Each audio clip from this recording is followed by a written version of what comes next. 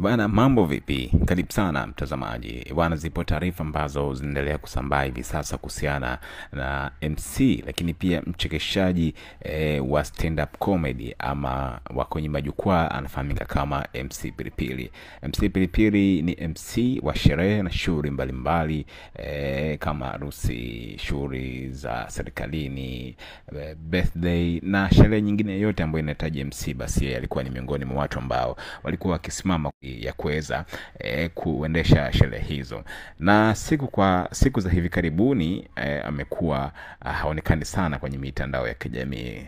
Tunaelewa, yes, kwa sababu tunaelewa kitu ambacho alikuwa anakipitia MC Pilipili ni baada ya kuachwa na mke wake na nini. Baadaye alikuja kuibuka akaonekana na trend na kiatu chake kile cha gold ama cha dhahabu, kile trend sana kiukweli, na kuanzia hapo akaanza kurudi, lakini wiki moja ama mbili amepotea tena kwa kijamii. Lakini kwa hivi sasa ziko taarifa ambazo zinaendelea kusambaa kuwa bana jamaa ametutoka, amefariki, lakini mpaka hivi sasa chanzo cha kifo chake hasijajulikana na hakuna taarifa ambayo inaelezea kwa kina, na sisi tuko hapa kwa ajili ya kuendelea kufuatilia kila ambacho kinaendelea kusambaa kwenye mitandao ya kijamii na kisha tutakileta hapa. Make sure unatu follow, una subscribe, lakini una share, una like, lakini pia unaacha comment yako hapo kwa ajili ya taarifa nyingi zaidi. Basi una subscribe.